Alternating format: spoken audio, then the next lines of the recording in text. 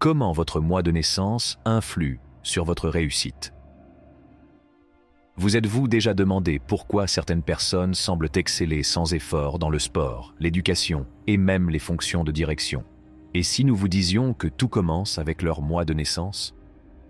Découvrez l'impact étonnant de votre mois de naissance sur votre réussite tout au long de votre vie. Des avantages de l'enfance aux réussites de l'âge adulte. L'histoire de l'effet de l'âge relatif vous laissera pantois.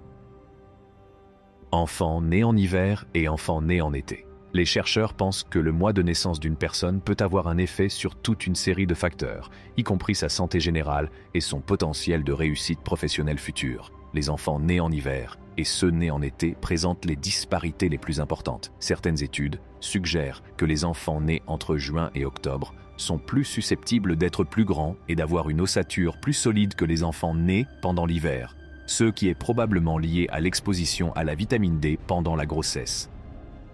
Les enfants nés entre les mois de juin et d'octobre sont plus susceptibles d'être plus grands et d'avoir de plus gros os que les enfants nés pendant l'hiver. Selon les résultats d'enquêtes menées auprès de mères enceintes de 37 semaines, les enfants nés en été mesuraient environ 1 demi-centimètre de plus que les enfants nés en hiver. Le mois de naissance peut non seulement avoir un impact sur la taille, mais aussi sur d'autres aspects de la vie, comme le risque de développer des allergies alimentaires. Les bébés nés en automne et en hiver ont un risque nettement plus élevé de développer des allergies alimentaires que les autres enfants.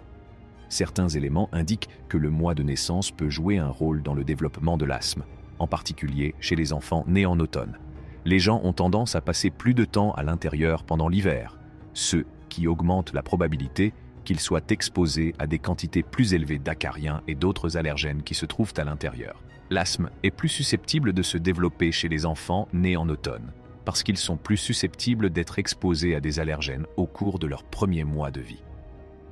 La vision est une autre caractéristique qui peut être influencée par le mois de naissance.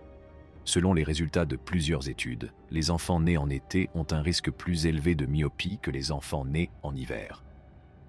Certaines données suggèrent qu'une plus grande exposition au soleil pendant la grossesse et les premiers mois de vie de l'enfant pourrait être à l'origine de ce phénomène. À l'âge de 26 semaines, les yeux d'un enfant à naître s'ouvrent pour la première fois, et même lorsque le bébé est encore dans l'utérus, il est capable de percevoir la lumière émanant de l'abdomen de sa mère. Cette vidéo explique comment le mois de naissance peut avoir un impact sur la santé physique et mentale. Implications pour la santé en fonction du mois de naissance. Il est essentiel de garder à l'esprit qu'une corrélation n'indique pas toujours une relation de cause à effet lorsque l'on réfléchit aux effets que le fait d'être né un mois donné peut avoir sur la santé. Il est possible que les enfants nés un mois donné aient un risque plus élevé de développer une maladie cardiovasculaire. Néanmoins, il est fort probable que le mois de naissance ne soit pas le seul facteur en jeu. La liste suivante, fournie à titre de référence, énumère les problèmes de santé qui ont été associés à des mois de naissance spécifiques. Le risque de contracter la maladie de Crohn, l'épilepsie et la maladie d'Alzheimer augmente au cours du mois de janvier. Au cours du mois de février, le risque de mourir d'un cancer du poumon est plus élevé. Le risque de développer certains types de maladies cardiaques augmente au cours du mois de mars. Le mois d'avril est associé à une propension accrue à l'alcoolisme et au développement de troubles de l'alimentation. Le risque de souffrir d'une maladie chronique est réduit au cours du mois de mai. Le mois de juin est associé à un risque accru d'avoir des problèmes de vue. L'autisme et l'asthme sont plus susceptibles d'apparaître au cours du mois de juillet. Le mois d'août est celui où un élève est le plus susceptible d'être considéré comme un fauteur de troubles. Si vous êtes né en septembre, vous avez plus de chances d'atteindre l'âge de 100 ans. En octobre, le risque de contracter une infection thoracique, une IST ou une piqûre d'insecte est plus élevé. Les personnes nées en novembre. Le mois de décembre est associé à un risque réduit de réactions allergiques et de crise d'asthme. Mois de naissance et âge des étapes du développement. La santé de votre enfant n'est pas la seule chose qui peut être influencée par son mois de naissance. Son éducation et son niveau général de réussite dans la vie peuvent également être influencés par ce facteur. Dans la plupart des cas, les écoles fixent une date à laquelle les enfants doivent avoir atteint un certain âge pour pouvoir participer aux programmes scolaires ou sportifs. Pour certaines écoles, la date limite d'inscription est le 1er janvier, tandis que pour d'autres, elle est fixée au mois de septembre. De nombreux parents ont l'impression que leur enfant aura un avantage sur les autres enfants de la classe s'ils sont plus proches de la date limite que leur propre enfant. Prenons le cas d'une femme qui devrait accoucher le 3 janvier et qui attend son enfant. L'école où elle envisage d'inscrire son enfant a fixé une date limite pour les anniversaires au 1er janvier.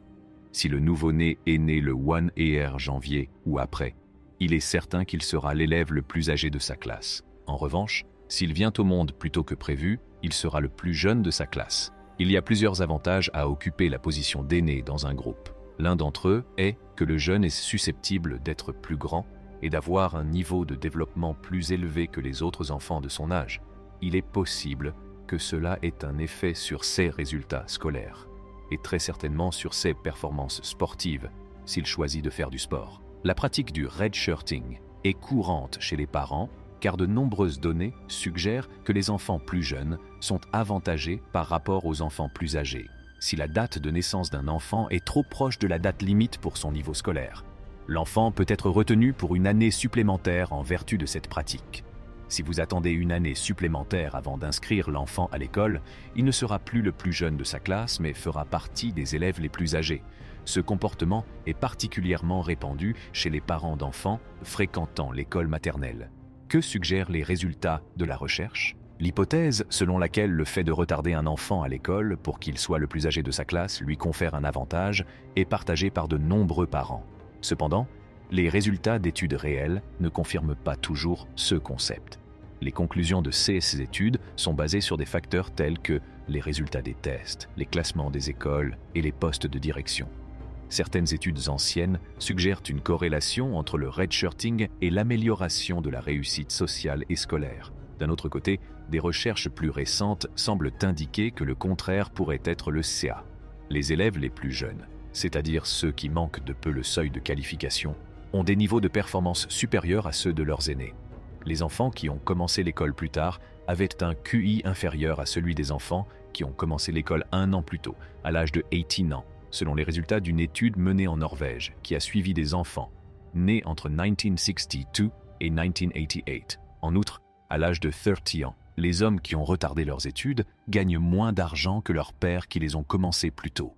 Certaines informations suggèrent que les enfants nés pendant certains mois sont avantagés par rapport à d'autres.